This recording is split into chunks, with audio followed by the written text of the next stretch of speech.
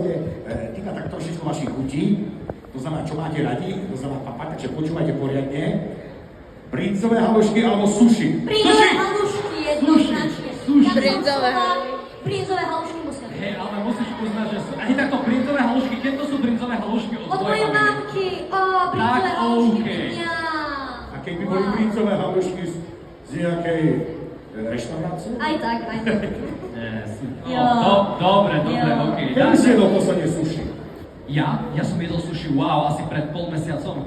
Pred 2-3 týždňami som mal sushi. Ja som strašne dlho nemala brinzové halušky. Mami, musíme si aj... Mami, prosím. Zajtra štedrý deň, ale potom ešte predtým, než Štedrý, super, takže to bolo také niečo rýchle a teraz sa zapotíte oveľa viac, že teraz prídu moje asistentky a priniesú vám takéto tabličky. Super. Som mal povedať po čínsky. To znamená, to bola tá prvá časť, kedy ste potrebovali, len aby ste rýchlo reagovali. Po čínsky. Teraz každý z vás dostal pero. Mon. A teraz pozor, dostali ste tabličku, na tej druhej strane sa to dá potom zvizikovať, aby ste vedeli. Nie, že to budete oblizovať.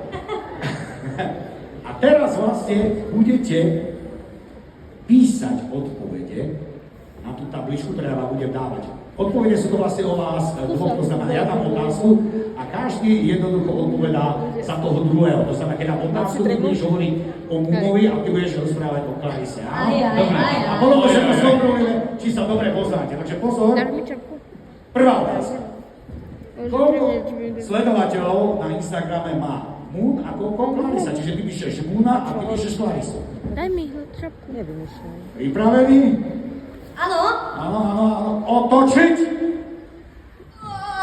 280 000, 334 000, takže